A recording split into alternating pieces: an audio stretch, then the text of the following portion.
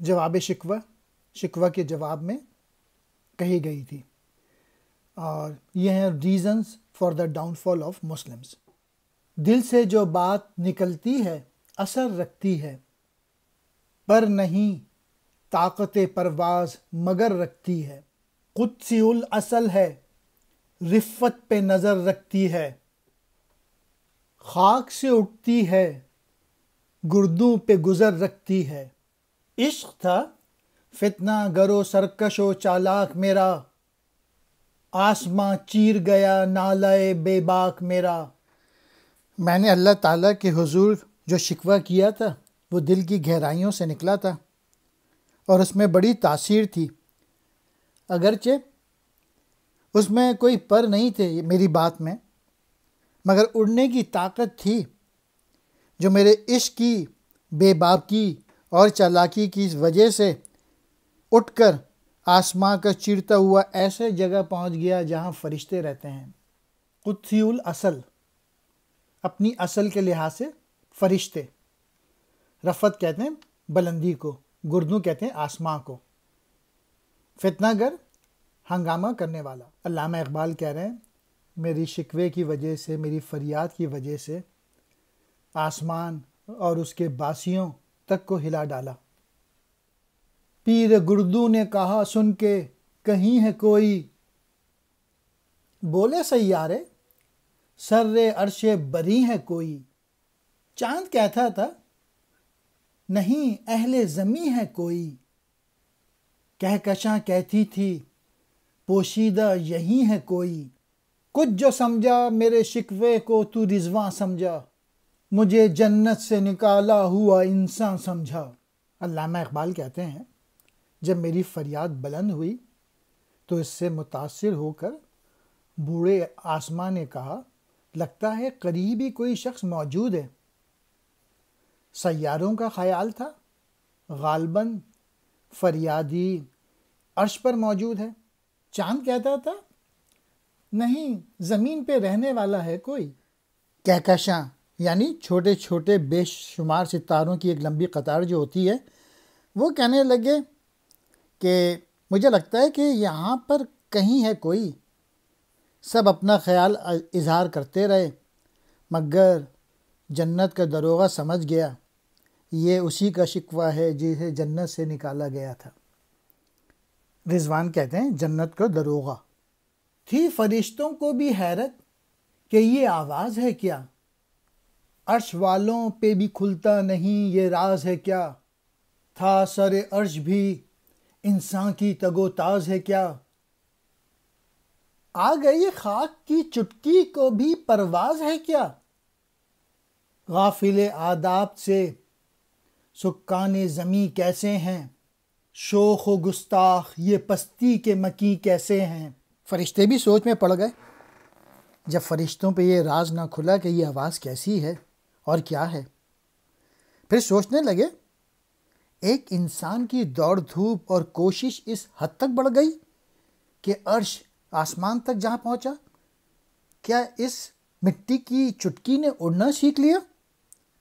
مگر افسوس کہ یہ زمین پر رہنے والے شریر اور گستاخ ہونے کی وجہ سے ادب کے تقاضوں سے نا آشنا ہیں۔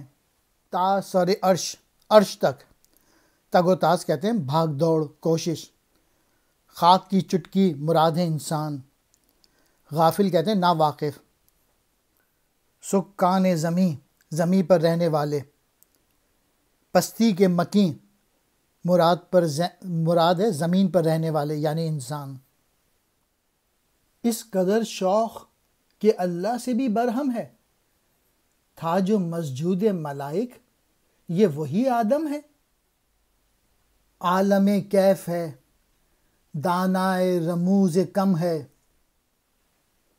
ہاں مگر عجز کے اسرار سے نامحرم ہے، ناز ہے طاقت گفتار پہ انسانوں کو، بات کرنے کا سلیقہ نہیں نادانوں کو۔ یہ فریادی تو اس قدر شوق ہے کہ اللہ تعالیٰ سے بھی ناراضگی کا اظہار کر رہا ہے۔ کیا یہ وہی آدم ہے جس کو کبھی فرشتے سجدہ کیا کرتے تھے؟ اور یہ تو کائنات کے رازوں سے بھی خوب واقف ہے، مگر ایسا لگتا ہے انکساری کے بھیدوں سے یہ نا واقف ہے۔ اس کا بات کرنے کا انداز ادب و آداب سے خالی ہے، پھر بھی اسے اپنی کہی پر اس قدر ناز ہے، اسے ناسمجھی ہی کہا جا سکتا ہے، یعنی بات کرنے کا سلیقہ نہیں ہے۔ برہم کہتے ہیں ناراض کو، مسجود ملائک جسے فرشتوں نے سجدہ کیا، عالم کیف سرور کی کیفیت، دانا کہتے ہیں عقل مند، اسرار کہتے ہیں بھید کو، رموز بھید، نامحرم ناواقف، طاقت گفتار بولنے کی طاقت، نادانوں کم عقلوں نا سمجھوں۔ آئی آواز غم انگیز ہے افسانہ تیرا، اشک بیتاب سے لبریز ہے پیمانہ تیرا، آسماں گیر ہوا نعرہ مستانہ تیرا، کس قدر شوق زباں ہے دل دیوانہ تیرا، شکر شکوے کو کیا حسن ادا سے تو نے، ہم سخن کر دیا بندوں کو خدا سے تو نے۔ عرش بری سے ایک بلند آواز پیدا ہوئی، یقیناً یہ اللہ تعالیٰ کی آواز تھی۔ اس آواز نے اقبال سے مخاطب ہوتے ہوئے کہا، بے شک تیری داستان غم اندوز سے بھری ہوئی ہے، اور تیری آنکھوں سے جو آنسو نکلے ہیں ان کی سچائی میں کلام نہیں۔ تیری یہ شوخ لہجہ والی فریاد آسمان تک پہنچ گئی، اس سے اندازہ ہوتا ہے کہ تو ایسے دل کا مالک ہے جو دیوانگی میں انتہا تک پہنچ گیا ہے۔ البتہ یہ ضرور ہے کہ تو نے اپنے شکوے کا جس طرح اظہار کیا ہے، اس میں شکایت کو بھی شکر کے قالب میں ڈھال دیا ہے، یعنی اس شکوے نے، اس کمپلین نے آسمانوں کو بھی تیرا ہمدرد بنا دیا ہے۔ شکوے کو شکر کے انداز میں پیش کرنے کا انداز بہت خوب ہے۔ اس طرح بندوں کو اپنے رب سے بات کرنے کا اعزاز حاصل ہوا ہے۔ غم انگیز کہتے ہیں دکھوں سے بھرا ہوا، اشک بیتاب بے چین آنسو، لبریز کہتے ہیں بھرا ہوا، آسماں گیر آسمان پر چھا جانے والا، نعرہ مستانہ مست نعرہ، شوخ زباں بے دھڑک بات کرنے والا، دل دیوانہ عاشق کا دل، پاگل دل، حسن ادا خوبصورت انداز، ہم سخن کلام کرنے والا، بات کرنے والا۔ ہم تو مائل بے کرم ہیں، کوئی ساحل ہی نہیں، راہ دکھلائیں کسے رہرو منزل ہی نہیں۔ تربیت عام تو ہے، جوہر قابل ہی نہیں، جس سے تعمیر ہو آدم کی یہ وہ گل ہی نہیں۔ کوئی قابل ہو تو ہم شان کئی دیتے ہیں، ڈھونڈنے والے کو دنیا بھی نئی دیتے ہیں۔ اے انسان، کوئی مانگنے والا ہی نہیں، ہم تو مہربانیاں کرنے کے لیے ہر وقت تیار بیٹھے ہیں۔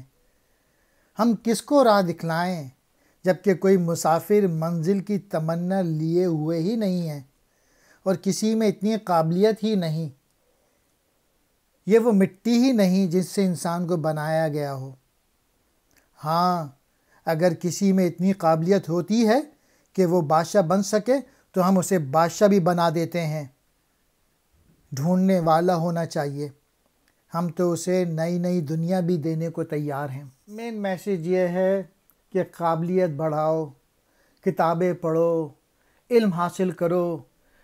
ابھی ریسرچ آئی ہے گیلپ کا سروے کہ 75% پاکستانی جو اسکول اور کالج اور یونیورسٹی میں پڑھتے ہیں ان میں انہوں نے کورس کے علاوہ ایک بھی کتاب باہر سے نہیں پڑھی۔ 75%۔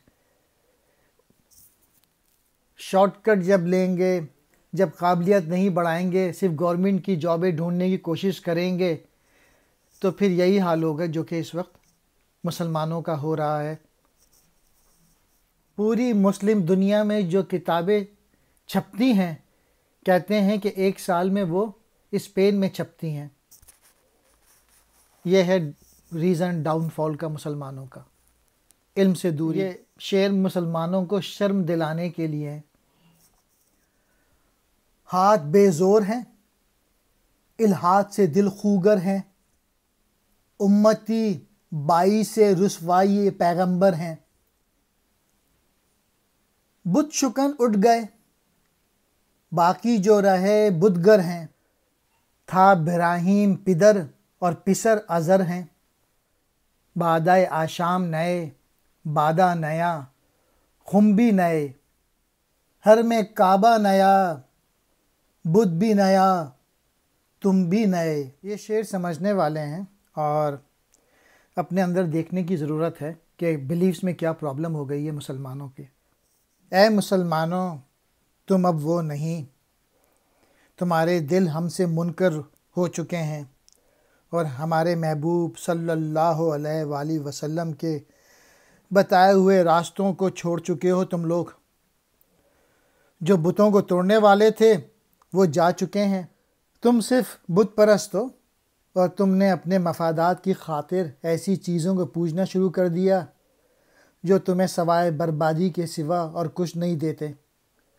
تم شریعت کو بھول چکے ہو اور اپنا نیا کعبہ بنا لیا، اور دنیا کی لالچ میں آ کے تم یہ بھول گئے کہ تمہارا رب ہی صرف اور صرف عبادت کے لائق ہے۔ بے زور کہتے ہیں بے طاقت، کمزور۔ الحاد کہتے ہیں اللہ کے وجود سے انکار یعنی کفر۔ خوگر کہتے ہیں عادی کو۔ باعث رسوائی، بدنامی کا باعث۔ بت شکن، بتوں کو توڑنے والے۔ اٹھ گئے، رخصت ہو گئے۔ بتگر، بت بنانے والے۔ پدر کہتے ہیں باپ کو، پسر کہتے ہیں بیٹے کو، ازر کہتے ہیں بت تراش۔ بادہ آشام، شراب پینے والے۔ ہم کہتے ہیں مٹکے کو، سرہائی کو۔ مین میسج یہ ہے کہ جو عقائد ہیں، جو بلیفز ہیں، وہ بالکل تبدیل ہو کے رہ گئے۔ آج کے جو بلیفز ہیں یا عقائد ہیں پاکستان میں، شارٹ کٹ لینا، چیزیں نہ سیکھنا، رٹا لگانا، تو سارے رشوت لینا، اور لیڈرز پاکستان کے جو رہ چکے ہیں آپ ان کو دیکھ لیں، کسی کو کرپشن کنگ کہتے ہیں، کسی کو کرپشن کوئین کہتے ہیں، اور پورا اوپر سے، اور جیسی قوم ہوتی ہے ویسے ہی لیڈر ہوتے ہیں۔ ایک نان پہ جب ووٹ دیں گے تو یہ ساری افسوس کی چیزیں، جب تک یہ چیز صحیح نہیں ہوں گی مسلمانوں کے حالات صحیح نہیں ہوں گے۔ وہ بھی دن تھے کہ یہی مایہ رعنائی تھی، نازش موسم گل لالہ صحرائی تھا۔ جو مسلمان تھا اللہ کا سودائی تھا، کبھی محبوب تمہارا یہی ہرجائی تھا۔ کسی یکجائی سے اب عہد غلامی کر لو، ملت احمد کو مقامی کر لو۔ وہ زمانہ فراموش نہیں کیا جا سکتا جب کہ مسلمان میری ذات کو ہی باعث فخر سمجھا کرتے تھے اور میں ہی ان کے لیے سب کچھ تھا۔ مایہ رعنائی، حسن کا سرمایہ۔ نازش کہتے ہیں فخر کو، موسم گل کہتے ہیں بہار کو، لالہ صحرائی، صحرا کے پھول۔ مراد وہ مسلمان جو اسلام کے آغاز میں اپنی جد و جہد کے لیے اپنی مثال آپ تھے، جسے آج تم ہرجائی کہہ رہے ہو، بے وفا کہہ رہے ہو۔ ایک وقت تھا کہ سب اسی سے عشق کرتے تھے، اسی کی پوجا کرتے تھے اور اپنی تمام محبتوں کا مرکز اسی کو جانتے تھے، یعنی اللہ تعالیٰ کو۔ یکجائی، مراد کسی ایک سے تعلق رکھنے والا۔ عہد غلامی، غلام ہونے کا وعدہ، مراد ایک کے ہو جاؤ۔ ملت کہتے ہیں قوم۔ احمد مرسل، محمد صلی اللہ علیہ وآلہ وسلم۔ مقامی، مقام دینا، درجہ دینا، معتبر مان لینا۔ اگر ہم ہرجائی ہیں تو کسی یکجائی کو اپنا خدا مان لو، اس سے عہد و پیمان کر لو۔ ہم نے تو محمد صلی اللہ علیہ وآلہ وسلم کو تم سب کی رہنمائی کے لیے بنایا تھا، تم کسی اور کو اپنا لو اور کافروں کے ساتھ شامل ہو جاؤ، تاکہ جو تم محسوس کر رہے ہو کہ ہم کافروں کو نوازتے ہیں تو تمہیں بھی نوازا جائے۔ رب العزت کی طرف سے یہ تنزیہ انداز قلم بند کیا گیا ہے اور بتایا گیا ہے کہ جب تک ہم مسلمان آپس میں مضبوط اتحاد نہیں کرتے ہم کامیاب نہیں ہیں اور اپنے دشمنوں پہ فتح حاصل نہیں کر سکتے، کیونکہ دنیا کی غیر مسلم اقوام مسلمانوں کے خلاف آپس میں متحد ہیں۔ اگر تم پہ گراں صبح کی بیداری ہے، ہم سے کب پیار ہے، ہاں نیند تمہیں پیاری ہے۔ تبائے آزاد پہ قید رمضاں بھاری ہے، کہہ دو یہی آئین وفاداری ہے۔ قوم مذہب سے ہے، مذہب جو نہیں تم بھی نہیں، جذب باہم جو نہیں محفل انجمن بھی نہیں۔ اے مسلمانوں، تم پر تو صبح کو نماز کے لیے اٹھنا بھی بھاری پڑتا ہے۔ تم کو ہم پیارے نہیں ہیں بلکہ اپنی نیند پیاری ہے، اور جب رمضان کے روزے جو تم پر فرض کیے گئے ہیں آتے ہیں تو تم اس کے لیے قید تصور کرتے ہو اور اپنے آپ کو اس پابندی سے نکالنے کے لیے ہیلے بہانے تلاش کرتے ہو۔ اب تم ہی بتاؤ، یہ تمہاری وفاداری ہے، یہ طریقہ ہے تمہارے پیار کا اور محبت کا؟ قوم مذہب سے ہوتی ہے، کیونکہ مذہب ہی لوگوں کو ایک مرکز پر اکٹھا کرنے کا باعث بنتا ہے۔ اگر مذہب ہی نہیں تو پھر قوم کیسی؟ اور اس کی مثال ستاروں سے دی جا سکتی ہے کہ یکجا ہو کر وہ ایک جھرمٹ کی شکل اختیار کر لیتے ہیں۔ گراں کہتے ہیں بوجھل کو۔ جذب باہم، باہمی کشمکش۔ محفل انجمن، ستاروں کی محفل۔